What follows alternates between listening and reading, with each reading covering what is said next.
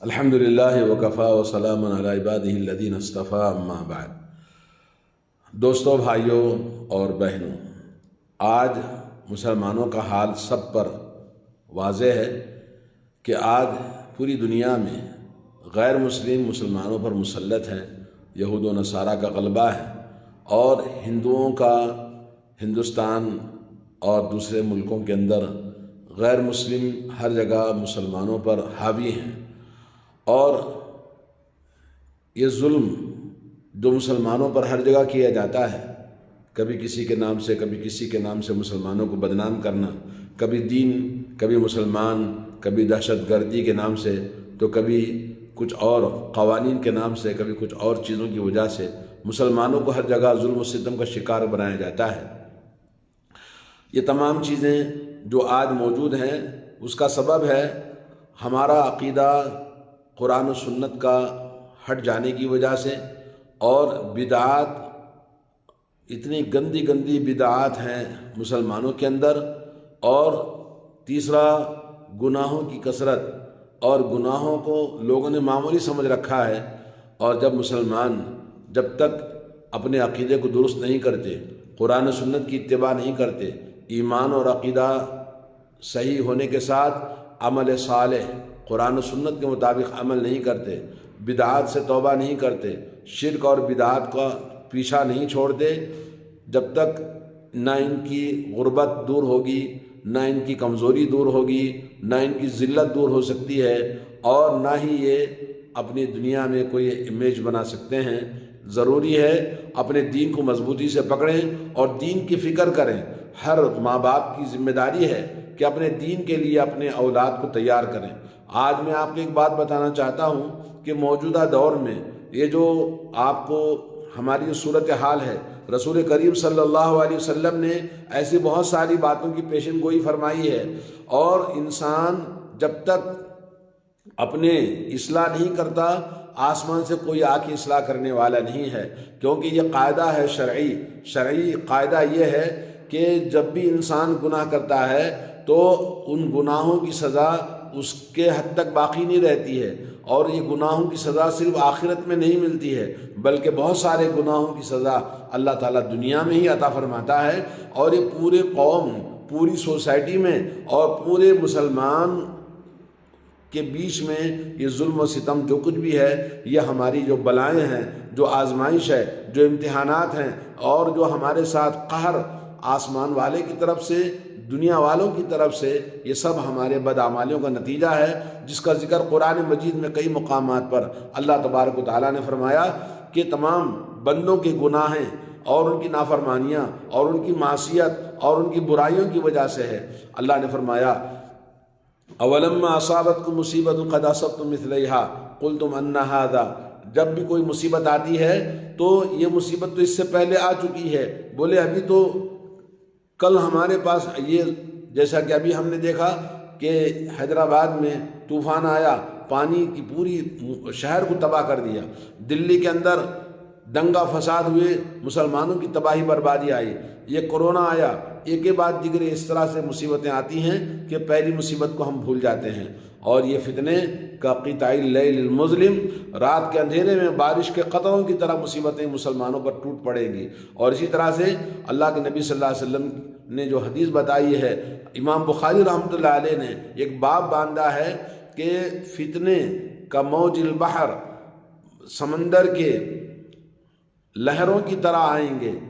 جو لہریں رکتی نہیں ہیں، مسلسل ایک کے بعد دیگرے آتی رہتی ہیں۔ اسی طرح سے مسلمانوں کے ساتھ فتنوں کا زمانہ شروع ہو گیا ہے، جو قیامت کی نشانیوں میں سے ایک نشانی ہے۔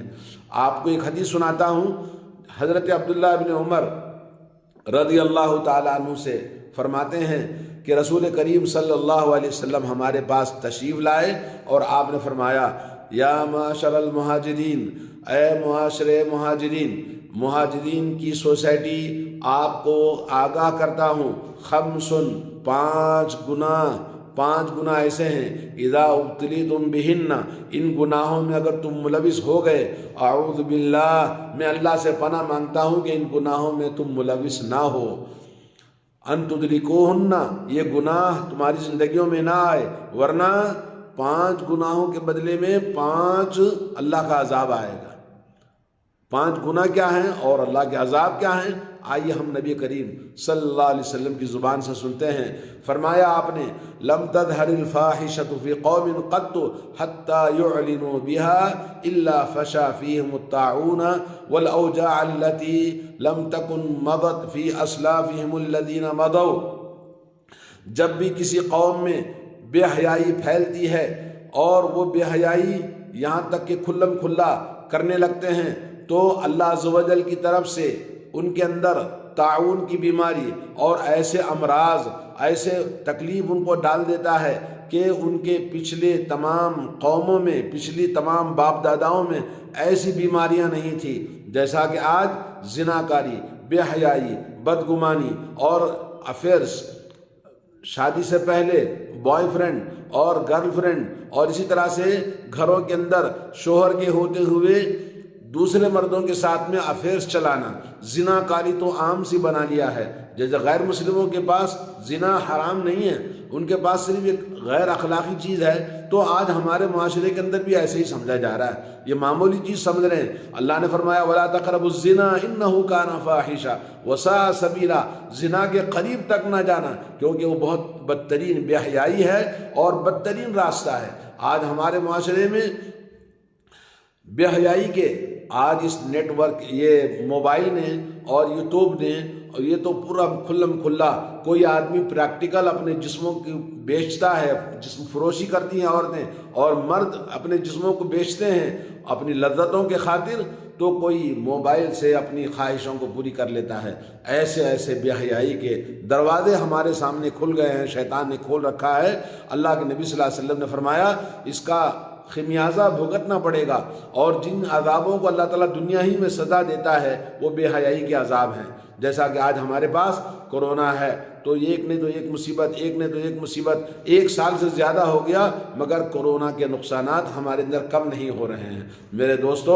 آج ہر ماں باپ، ہر نوجوان، ہر لڑکی، ہر ماں، ہر بہن، ہر بیٹی کو چاہیے اپنی عزت و آبرو کی حفاظت کرے، اپنے گھروں کی تربیت کرے، اپنی اصلاح کرنے کی کوشش کرے۔ گھروں کا ماحول سارا بگڑا ہوا ہے۔ نمبر 2، اللہ کے نبی صلی اللہ علیہ وسلم فرماتے ہیں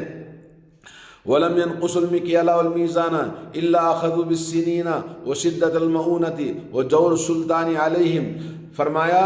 جب بھی لوگوں کے اندر ناپ تول کے اندر کمی آ جاتی ہے، دیتے وقت میں لوگوں کو دھوکہ دینا اور لیتے وقت میں لوگوں کو سے زیادہ لینا، اور لینے میں دھوکہ، دینے میں دھوکہ، آج معاملات کے اندر مال ایک دوسرے کا ظلم و ستم کے ساتھ کھانے کی ایک عادت بن چکی ہے۔ لوگ قرض لیتے ہیں واپس نہیں کرتے، اور لوگ چاہتے ہیں ہر ایک دوسرے کا مال ہڑپ کر جائے۔ آج جو ماحول ہے، نبی علیہ الصلوۃ والسلام نے بتایا اس کی سزا کیا ملنے والی ہے؟ اس کی سزا یہ ہے کہ ان کے اوپر اللہ رب العالمین قحط سالی مقرر کر دے گا، قحط سالی ڈال دے گا۔ اور قحط سالی کا مطلب یہ ہے اناج آپ کو نہیں ملے گا، مہنگائی بڑھ گئی ہے، یہ اسی کا نتیجہ ہے۔ اور اسی طرح سے زندگی کی مشکلات بڑھ جائیں گی۔ آج جدھر دیکھو زندگی کی مشکلات ہیں، ہر آدمی شکایت کرتا ہے۔ ٹیکنالوجی اور ہائی لائف ہونے کے باوجود، ہر جگہ مال کی کثرت ہونے کے باوجود، ہر جگہ خوشحالی ہونے کے باوجود لوگ شکوہ شکایت کرتے ہیں۔ مال ہر جگہ مہنگائی آسمان پہ پہنچی ہوئی ہے، اور غریب لوگ بھوک اور شدت سے، غربت کی وجہ سے مرتے جا رہے ہیں۔ اور زندگی کی مشکلات، جو آنا کہ غنی ترن محتاج ترن، جو جتنا مالدار نظر آتا ہے اتنا ہی وہ محتاج اور فقیر ہے۔ اور اسی طرح سے اللہ کے نبی نے فرمایا پہلی بات قحط سالی یعنی اناج مہنگا ہو جائے گا، اور دوسرا ہے کہ زندگی کی مشکلات بڑھ جائیں گی، اور تیسرا یہ کہ ظالم حکمرانوں کو اللہ تعالیٰ مسلط کر دے گا۔ یہ 3 عذاب ہیں، 3 سزائیں ہیں ایک کے بدلے میں۔ جو لوگوں کو دھوکہ دیتا ہے اور ناپ تول میں کم کرتے ہیں، لین دین میں دھوکہ دیتے ہیں، تو اس کے نتیجے میں 3 سزائیں اللہ تعالیٰ عطا فرماتا ہے۔ لا حول ولا قوت الا باللہ۔ آج ہمارے معاشرے میں آپ دیکھیں گے تو یہی ہمارا حال ہے۔ تو ہمیں چاہیے کہ ہم اللہ رب العالمین سے ڈریں۔ اور اس کے بعد تیسرا جو گناہ ہے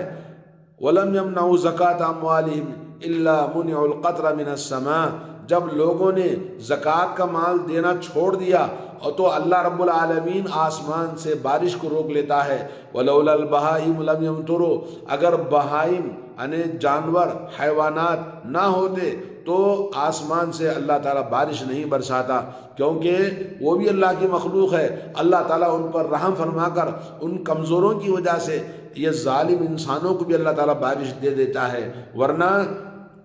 آج مسلمانوں میں کتنے ایسے مالدار ہیں، کتنوں کے پاس لاکھوں کروڑوں مال کی ملکیت ہونے کے باوجود وہ زکوٰۃ نہیں دیتے حق طور پر جتنا دینا چاہیے۔ اللہ رب العالمین نے قرآن مجید میں 80 سے زیادہ 82 مقامات پر نماز کے ساتھ زکوٰۃ کا حکم دیا ہے، اور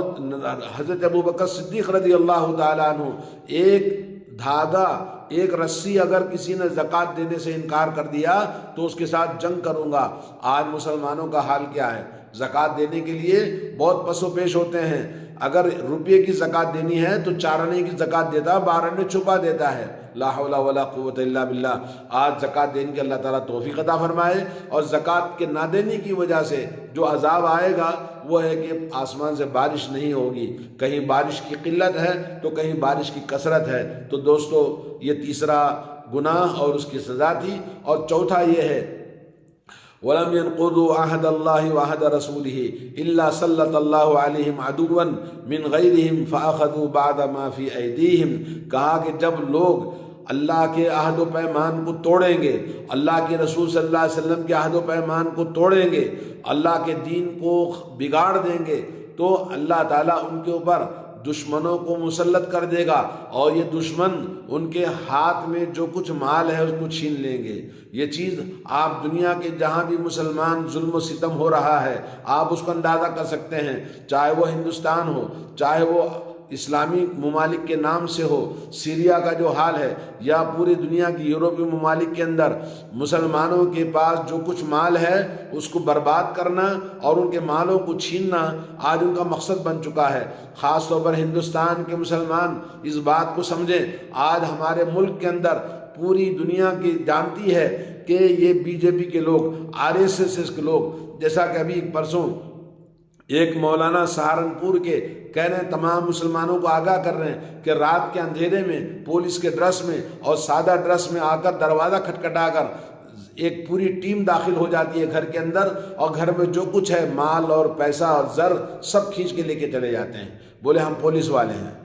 اور آپ نے دیکھا دنگا فساد کے کئی مواقع پر کہ وہ پولیس کے ڈریس میں آتے ہیں، اور چاہے وہ کشمیر کو لیجئے، چاہے وہ کسی بھی ملک کے کسی بھی شہر کے اندر جو فساد ہوئے، ان فسادات میں یہ پولیس کا ڈریس کس نے دیا؟ گورنمنٹ نے ان کو دیا ہے دنگا فساد کرانے کے لیے۔ اور یہ چیز اس لیے ہو رہی ہے کہ مسلمانوں نے اللہ کے رسول کے عہد و پیمان کو، دین کو برباد کر دیا۔ آج ہمارا دین کتاب اللہ کے مطابق نہیں ہے، سنت رسول اللہ کے مطابق نہیں ہے۔ اللہ کے کتنے وعدوں کو ہم نے توڑ دیا، سب سے ڈرتے ہوں لیکن اللہ سے نہیں ڈرتے۔ رسول اللہ صلی اللہ علیہ وسلم کی سنتوں کو پامال کرتے ہیں، اور نبی علیہ السلام کی سنتوں کو پابندی سے پکڑنے کے بجائے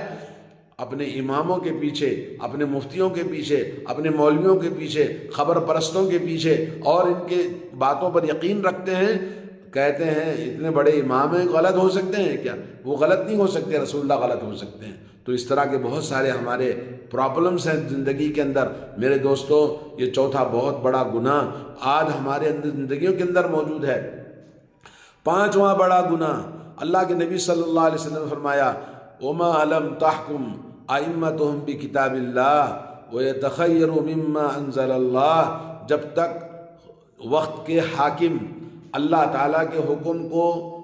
لوگوں میں نافذ نہیں کرتے، اور اللہ نے جو نازل فرمایا شریعت اسلامیہ اور رسول اللہ صلی اللہ علیہ وسلم کا دین، اس کو اپنی قوم کے لیے پسند نہیں کرتے اور اس کو دنیا میں نافذ نہیں کرتے زندگیوں کے اندر، إِلَّا جَعَلَ اللَّهُ بِأَسْهُمِ، اللہ رب العالمین ان کے آپس میں بَعْثَهُمْ بَيْنَهُمْ شدید، اللہ تعالیٰ ان کو آپس میں ایک دوسرے سے لڑا دیتا ہے، ایک دوسرے کو قتل کرتے ہیں۔ کون؟ مسلمان۔ جیسا کہ آج آپ دیکھ رہے ہیں اسلامی ممالک کا جو حال ہے، اللہ تبارک و تعالیٰ کی شریعت کو نافذ نہ کرنے اور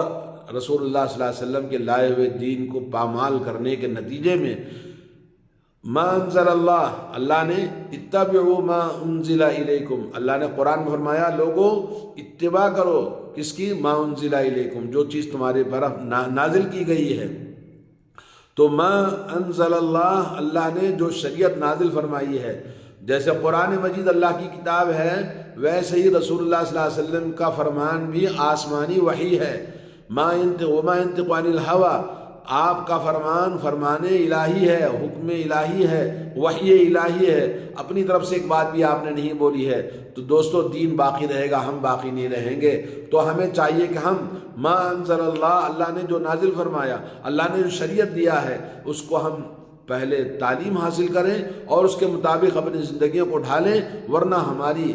نہ سمجھو کہ تم مٹ جاؤ گے ہندوستان والوں، تمہاری داستان تک نہ ہوگی داستانوں میں۔ آج ہمارا حال یہی ہے۔ تو اس لیے بہت ضروری ہے ہم ان گناہوں کو سمجھیں۔ پہلی چیز ان گناہوں میں کہ جب کسی قوم میں فاحشہ، بے حیائی، ننگاپن، زناکاری، بدکاری، بے حیائی، حرام کاریاں جو کثرت کے ساتھ ہیں۔ دوسرا گناہ ناپ تول میں دھوکہ، چیٹنگ کرنا، ایک دوسرے کا مال ظلم کے ساتھ کھا جانا، اور یہ جو بھی آج ہمارے معاشرے میں ایک دوسرے کا مال لاکھوں کروڑوں لوگوں نے ہڑپ کیا ہوا ہے۔ اور اسی طرح سے نمبر 3 ہے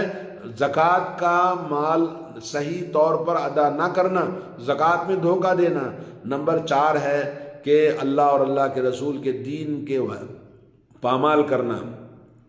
عہد و پیمان، جو احکام شریعت ہے اللہ کے اور رسول اللہ صلی اللہ علیہ وسلم کے، ان کو توڑ دینا، ان کو پامال کر دینا اور ان کی پرواہ نہ کرنا۔ اور نمبر 5 ہے کہ اللہ کی کتاب اور اللہ کی شریعت کو اپنی زندگیوں میں نافذ کرنا۔ اگر نافذ نہیں کریں گے تو یہ 5 کے بدلے میں 5 عذاب جو آپ نے سنے۔ اللہ تعالیٰ سے دعا ہے کہ اللہ تعالیٰ ہم تمام کو توفیق عطا فرمائے، اللہ تعالیٰ ہمیں رحم فرمائے، اللہ تعالیٰ ہمارے مصیبتوں کو، ہماری پریشانیوں کو دور فرمائے، اللہ تعالیٰ ہمارے کمزوروں کو اور ہمارے طاقتوروں کو سب کو